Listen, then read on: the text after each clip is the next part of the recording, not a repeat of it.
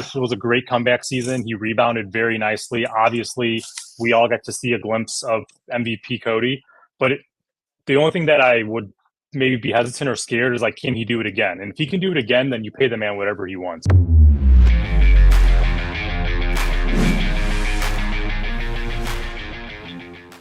Hey, Setup Nation. I know we love bringing on expert analysis and experts to talk about what's going on with the Cubs. But you know what? We are starting spring training, and it's just time to be a fan. And that's exactly why I have Joe Johnson on this show to talk to Cubs fans, talking about what we're excited about for spring training. Plus, stay to the end because Joe is giving away and actually is going to release a contest that he thought about as we were doing this show right here on the Setup Man, only for our audience. So make sure you stay to the end to see what that's all about. Plus, we just had a lot of fun talking about some potential obvious shirts that could be out there for the summer of 2024. Let's get to it right now with Joe Johnson as we talk about Cubs spring training in 2024 and all the question marks that still are looming. Spring training starts tomorrow. Pitchers and catchers are reporting. Let's talk some Cubs. There's a lot of stuff. Yeah, there's a lot of stuff going in this offseason, but you know, first of all, by the way, your meme game on social media is strong. Are you making those memes, or like I just saw the Cody Bellinger one and Alicia Keys? That's awesome. Are you doing that stuff, or is someone on your team doing that? No, that's all me. That's kind of stuff I'm talking about when my brain never turns off and I'm always working outside of work, because 90% of the time it's doing stupid shit like that. Like where I'm just, see something that's trending and I'm like, how can I make this Cubs? And I just think of, it goes on in my head for about 15 seconds, and then I'll make it. And I do everything from my phone and Illustrator, but I self-taught myself, or I'm still in the process of self-teaching myself how to use like Illustrator and Photoshop. So I use the app on my phone and everything comes from that. So there's no secret that you are a proponent of getting Cody Bellinger back, as are probably about 3/4 of Cubs Nation out there. It's crazy to me that some people are talking themselves out of it at this point. But what do you think? Do you think that Jed's playing the right game here? Do you think that he's waited it out long enough to where the ball is in our court now? Or do you think that the longer this thing goes, the scarier it gets for Cubs fans? Well, so I do like Jed. I do. I'm probably in the minority who I believe in Jed. Jed's super smart. I've talked to him. Yeah, I've talked to him. I've just how he, and I've kind of drilled him more of me wanting to know like where is your mind, and I can tell he's a very, very sharp dude. To answer your question, is Jed playing the right game? Yeah, I think he is, because where the other team's offers. And we're dealing with Scott Boras, and we all know Scott Boras and his tactics, and he likes to play the waiting game. He has a floor, and you do not go below his floor. That's the rule. Yeah. I wish, or I had hoped by now that Cody, because I don't know, I work with a lot of agents, doing my player partnerships and having people come in and do signings with us. I've gotten to form really strong relationships with a lot of the players' agents. And that's one thing that there is code amongst agents, almost like player client or player agent relationships that they just don't really talk about. And that is how much say does the player have? You think it's the player's decision. And I don't know how any of that really works. I think it's very case by case, but I kind of wish by now that Cody would be like, all right, Scott, I want to be back in Chicago. Let's make Chicago work. How I think it's going to play out is, I think instead of a $200+ million, 7+ year contract, I think it's going to be 3 or 4 years with options, with a lot of opt-outs and player options. So if I had to guess, 4 years, 115. But I would do it in a heartbeat, because we need a 3-hitter lefty bat in our lineup. 100%. Did I even answer your question? You did. Yeah, for sure. Okay. I think the thing about how Jed structured that deal with Imanaga, I would love to see something like that with Cody, where it's hey, you want 7 years, 210, here it is, but here's how you got to perform in years 1 through 3. And then you get those next 2 years. And then here's how you got to perform in year 4 and 5. And then you get those next 2 years. A lot like what Imanaga's contract was. I thought that's the first time I'd ever seen a contract like that. And I thought it was pure genius. Yeah. Yeah, that was. I've never seen a contract like that either. And I think there's this another like unspoken rule amongst major leaguers that like we all know Cody Bellinger, former MVP. We all know the physical talent is there. Like, but having played baseball at a high level myself, it's between the years is the most important tool that a player can possess, and the mental game gets very tiring and stressful, and it's a you get on a rabbit hole. You have to perform for 2 years, like 2 years in a row. So yeah, his this was a great comeback season. He rebounded very nicely. Obviously, we all got to see a glimpse of MVP Cody, but the only thing that I would maybe be hesitant or scared is like, can he do it again? And if he can do it again, then you pay the man whatever he wants because he's in the right frame of mind. He clearly loves playing here. He's clearly looked at as a leader, the glue of the clubhouse. He's a guy that really makes the chemistry of the locker room or the clubhouse and the dugout a lot tighter, and that's like invaluable. Like you could probably put a war of at least 2 or 3 on really really strong team chemistry and how it affects a ball club over a schedule of 162 games. So I think it's a no-brainer. The Cubs need to bring him back and figure it out. And if it takes like a shorter contract, higher, AVV, fine. Just get it done. I'm right there with you. And let's just assume for a second that the Cubs do bring him back. It's funny because I keep going back and forth where it's like, I want Cody Bellinger more, but Matt Chapman seems to fill a hole, a more obvious hole that they have even more than Bellinger because of third base. So if Bellinger does come back, right, to me, there's a lot of different things that could happen. Bellinger could be at first base, and now you've got Michael Busch at DH or maybe even at third. You've got PCA starting in center. Maybe Bellinger comes back and he's starting in center and PCA doesn't come back up to the majors for a bit. Like, how do you see that playing out? What dominoes fall because of Cody Bellinger coming back to the Cubs? How do you see it playing out on the field?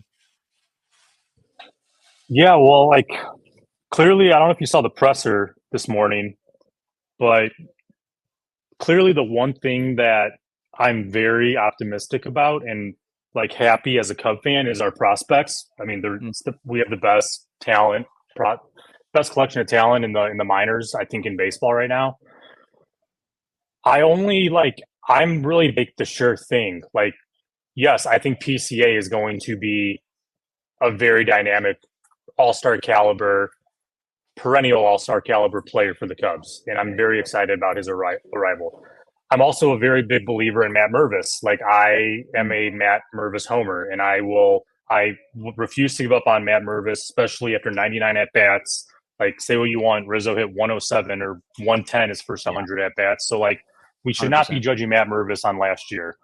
No. Having said that, I'm contradicting myself because I want Bellinger, even though I feel very confident in the positions that if we do not bring Cody Bellinger back, that we will be fine in. But we're more or less saying that in 2024 we're not going to contend, and that's the one mindset I refuse to have. Like, I think we should always want to contend, and Cody Bellinger is the player that we need to give us the best shot to be a contender. And Matt Mervis or Matt Shaw or Michael Busch, they will find their roles in time, but they're not going to be like stepping into a position. They might be, and I hope I'm wrong, but they're not going to be changing the dynamic of the team so much that we go from a 84 win team to a 96, NL Central leader, deep run in the playoffs. It's just not going to happen. So yeah, I personally would like to see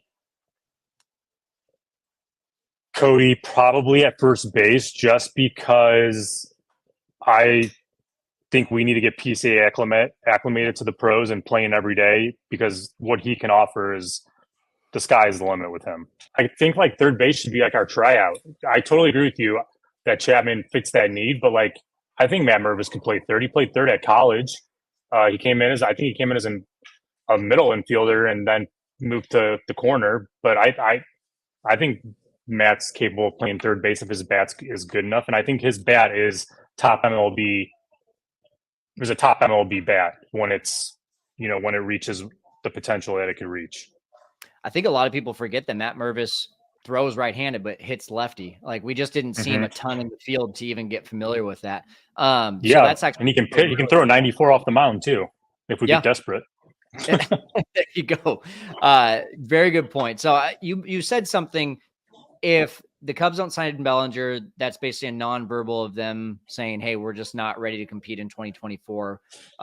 Is it as black and white as that, or what if they instead get Chapman or Montgomery? I don't think they're going to get Snell, but just assuming they get one of the other big four from Boras. Yeah, we do need like another layer of depth at pitching real bad. I would be I'm a Bellinger homer, right? I would be completely okay if they don't sign him, but they have to get a Blake Snell or a Shane Bieber and a Matt Chapman. It's got to be like if that does not happen, then yeah, I think the Cubs are just the Cubs. If they don't get another starter and fill in one of the holes with a very solid above average position player, then I expect to see our farm system up like they did it in 2015 with bringing up Javi and KB and Almora and Addison Russell, whatever. Then we better expose our prospects, like, because that's the only good thing that we're clinging on to right now is we have a very deep farm and we have some of the top prospects. If they're not going to fork up the money to make a contention or make a run at the playoffs this year, then we better see the prospects up. Yeah. Well, and when the prospects are up, play them as well. And I think you've got the manager that's ready and willing to play them rather than see one hit a grand slam and then not see the playing field for another 7 days. I think we saw that a few too many times this last year. Well, when we look at spring training, right, there's always the questions of who's going to be the fifth starter, who's going to play third base, yada, yada. I don't want to ask that question. I want to ask you, who do you think is the most likely to be a positive surprise during spring training? I'm talking about a guy that might perform that no one's talking about right now in your eyes. Who do you think? That no one's talking about right now. That's a good question because I think like the buzz about Cade Horton could be electric. Obviously, I'm expecting huge things. Excited to watch PCA out there every day. I'm gonna go with my guy, great friend of the brand. It's not a small name. The name's been around forever, but I think he's going to put it together. And another guy I will refuse to give up on. I think Brendan Davis is going to put on a show. And I think this could be Brendan Davis's breakout year because knowing him, I've had the luxury. It sounds douchey, but I talk to him a lot outside of the game, outside of baseball, just getting to know him. We've become really good friends. He is in a very good headspace where the talent that's always been there and his health has always been not in his favor. But I think this is the year that it puts it all together. And I don't think enough people are talking about Brendan Davis. I think people have forgotten how good he is because he, hasn't been active due to injury. I am so happy to hear you say that because literally this morning, someone commented on one of our other videos saying, "Hey, I heard a rumor that Brendan Davis is actually healthy and smashing the ball again." And if that's the case, man, I mean, you talk about a crowded outfield getting even more complicated, but in a good way, right? That was the situation for the Cubs in 2016, 2017. They had quote unquote too many shortstops, and that just made for the most athletic infield in the world, right? And now if we do that in the outfield, that's even more exciting. Yeah, I'm going to go with Drew Smyly. He's been working his butt off over a drive line all off season. And I know we're talking about Javier Assad and, Jordan Wicks as the fifth starter, but I would not be surprised if Drew Smyly puts up a huge spring and both those guys end up in the bullpen if the Cubs don't get another starter. I like that. No, I like that a lot. Drew's another great guy.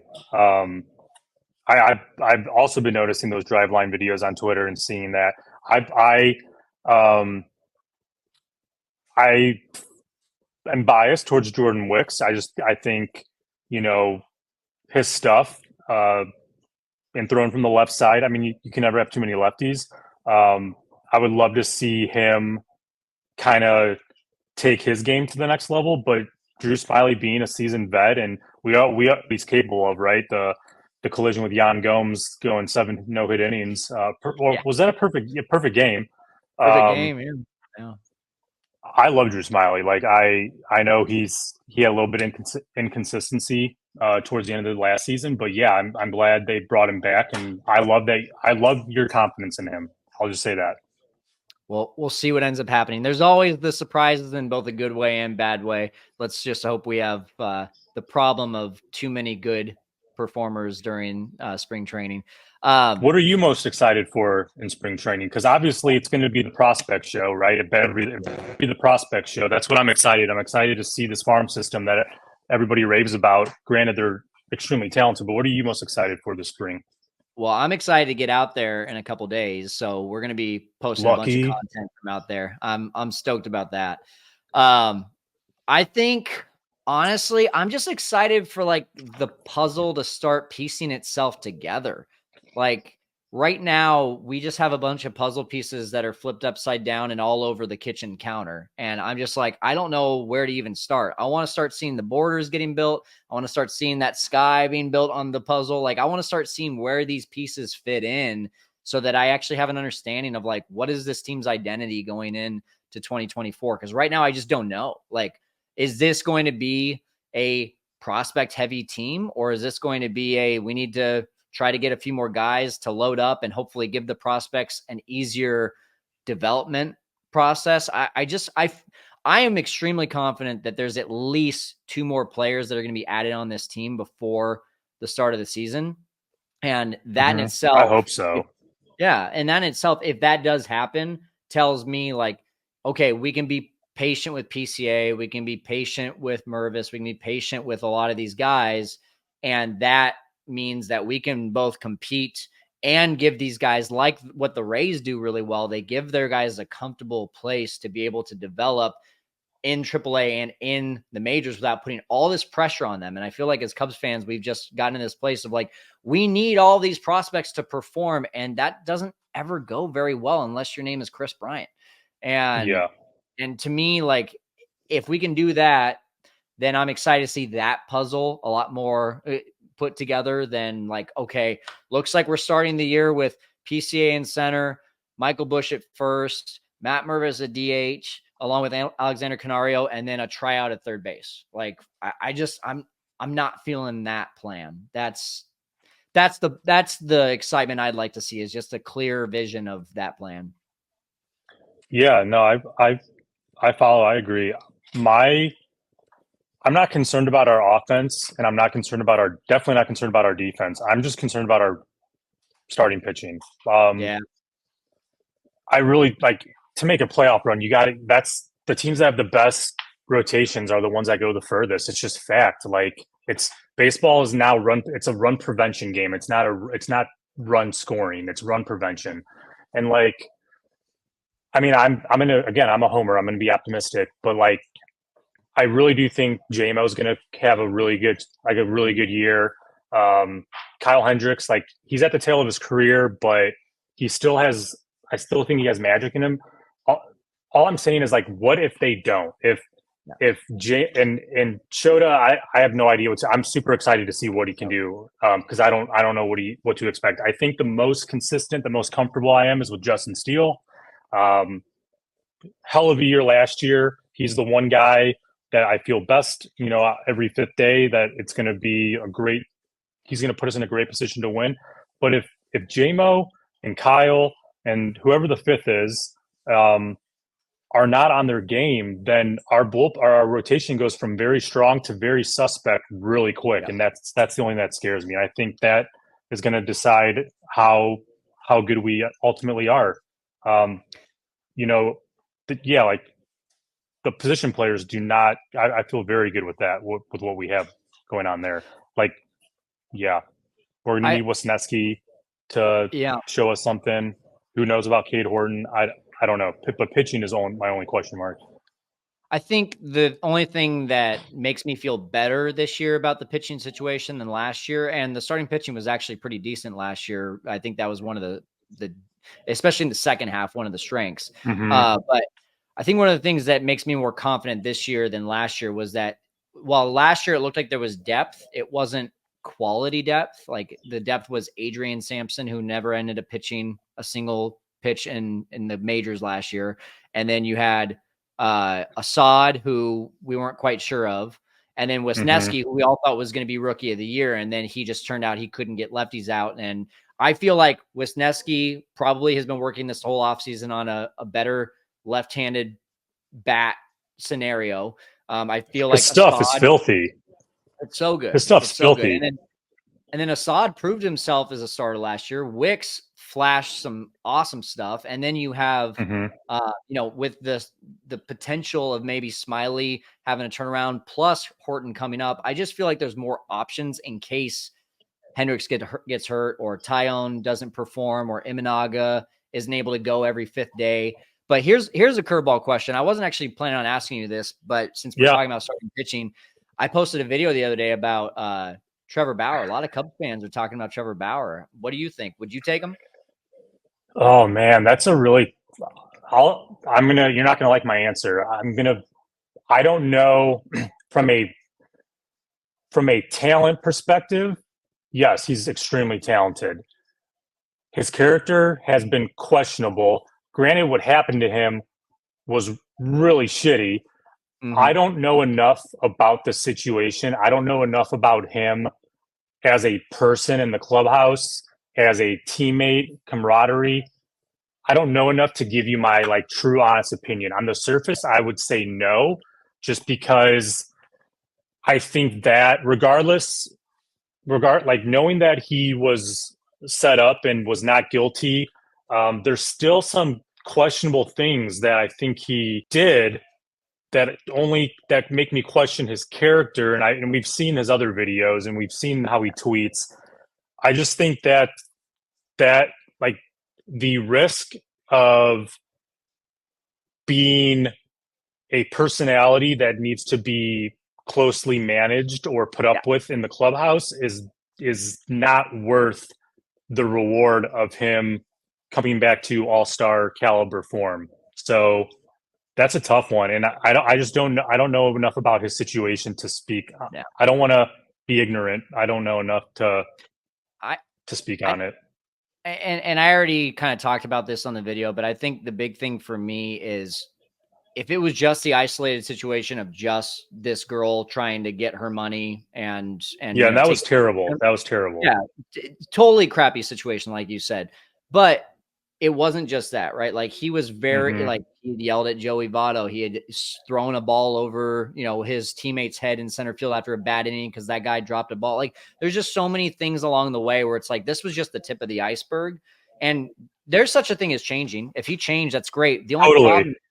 The only problem is that it takes time to see if that's real or not. And the media is going to be all over that. And they're going to be asking questions. And Counsell is coming in and he doesn't want a distraction like that. He wants to be able to focus on all of his guys, not just managing one. And I don't see it happening. I'm not saying it's a good or bad move if they do get him, but I just don't see Jed being risky enough to make a move like that. I mean, I have to go back. The market always sets the tone. You can always go back to the market and any type of product, service, like league, source, whatever.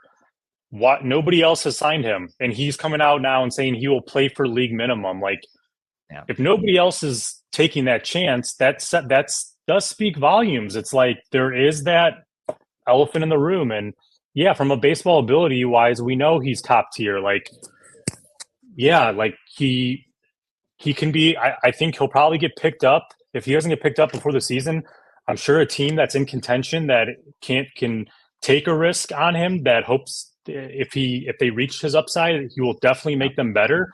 But like, if you can't get along with Terry Francona, who's like one of the nicest, coolest, most down-to-earth managers in baseball, then there's probably something. It's probably a you problem, not a him problem.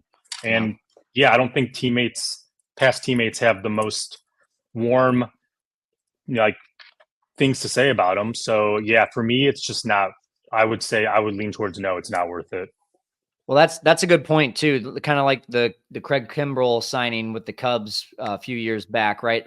He didn't sign until June when it was obvious the Cubs needed a closer. Maybe that's what happens with Bauer. Maybe there's a team that's on the fringe there, and it's just like we have nothing to lose. Let's just go for it.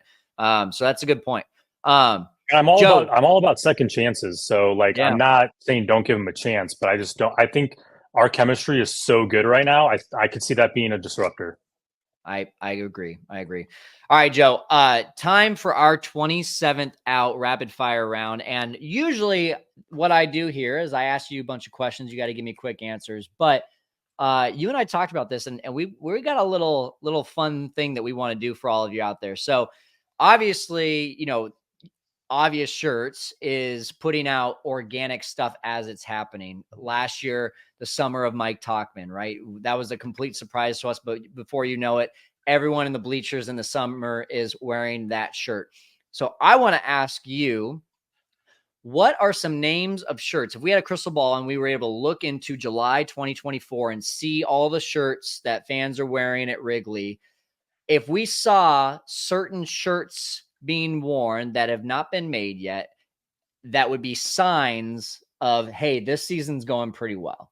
And I'll kick it off just to set the tone here. So mine is, and this, I'm pretty proud of this one, Joe. So I hope you catch it.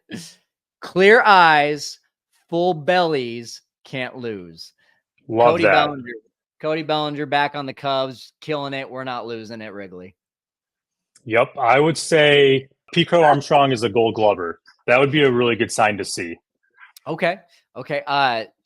Sticking with the PCA part of this, I've got PCA as my number one redhead. Ooh. See, you're getting better than I am at this. That would be good. I will say Boog is probably watching this too and saying, well, wait, where do I fall on that? Oh, Boog's my guy. I love Boog. Shout out to Boog Shambi. I genuinely love that human being. Me too. If you ain't first, you're last. Because I think if we're in first place, we should beat that to death on a drum and let the world know that we're back on top. Let's go. That is a good Ricky Bobby shirt right there. I like that. Okay, I got one for you. Steve Goodman is smiling up above because we just keep on singing "Go Cubs Go." That's the Steve Goodman postal office is where all of our packages go out into the public spheres. The Steve Goodman USPS postal office. I like it. I would say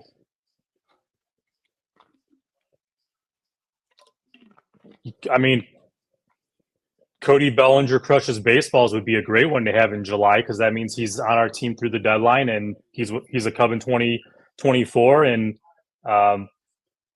that's definitely one that I would hope to be seen at Wrigley. That would tell me it's a successful 2024. I love it. But I can do better than that. I can do better than that. Do you have another one? I'll give you a few more seconds to think of one. Along that same lines, Cade Horton is good at baseball. Just keeping things simple. If people are wearing that shirt, Cade Horton's up probably in May, throwing heaters, throwing nasty sweepers, getting wins up on the board, and we're looking good. Yeah, and like instead of the Horton here's a who, it'd be Horton K's a few. Oh, there it is. Have you been thinking about that one? That one just came to me just now. Let's go. See. I can do better than that, though. I know you can do some amazing things with that brain of yours. But that was beer, baseball, and Bellinger bombs. That's like B+ at its best.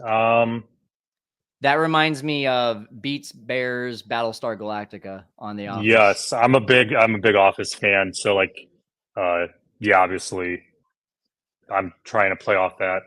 The Chicago Codys. Oh, there we go. All right, I got one more for you. It's very simple, but I think all of Milwaukee will hate us for it, and that is just thank you, Milwaukee, for Craig Counsell. That would be a great sign of a successful 2024. Danny Rocket on Twitter came up with a really cool idea. I don't know. I don't know how I could do it into a shirt. I don't know if people would want it, but like Craigslist, and it's like his, go-to lineup, or the lineup that's, hopefully we get to a point where we're not changing the lineup. I'm very anti changing the lineup every game, like Joe Madden and Rossi, and I do love Rossi. So that the whole council thing was tough for me at first. I fully embrace it, but I do love Rossi. The only thing besides the bullpen management is like changing the lineup. Stop changing the lineup every game. As a baseball player, we are creatures of habit and routine, and we want to know that we're the number 2 hitter playing second base and keep us there, because that constantly changing is just going to mess with people's heads, and it's already a mental tough sport as it is. Don't make it any tougher. I completely agree with that. I didn't play baseball at a high level like you, but I played through high school, and I hated when one game I was batting second and go 3 for 4, and the next game I'm batting 6, and I'm like, wait, but I did well at the second spot. Why are you switching me up? So, yeah, I'm with you. All right, cool, man. Well, if we see those shirts at Wrigley this summer, then that means it's probably going pretty well. Yeah. Just thought of this, Kyle. Since we're on the 27th out rapid fire, we did okay. I don't think we did our best work. Idea to run by you. I would love to turn this into a contest of your viewers and listeners where, how about this? We ask your audience to submit their best Cubs idea, obvious shirt. Doesn't have to be about a successful 2024. Okay. Just have them email me. It's the Setup Man t-shirt contest. Any of your listeners can email me, joe at obviousshirts.com.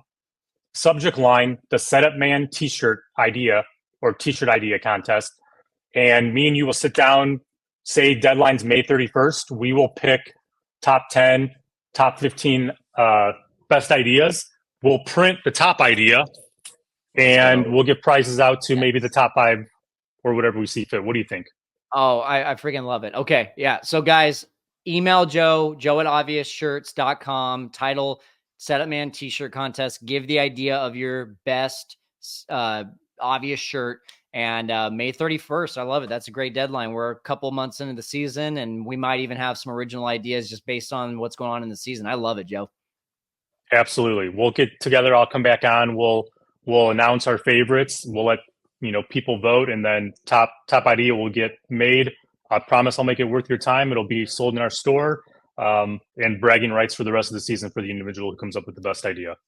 And that is a great tease too, because you're going to be doing stuff with us throughout the season, including being a part of some of our live reactions during games, where we're going to be doing a few giveaways for that as well. So guys, make sure that you're tuning in during the season for more from Joe with Obvious Shirts. But man, Joe, it was fun hearing your story, fun talking about Cubs spring training, and I cannot wait to see how this puzzle gets put together. But thank you so much for jumping on, man. All right, that's going to be a fun contest, but also Joe has a great video that we did talking about the origin of Obvious Shirts. It just popped up for you. Make sure you go click on that.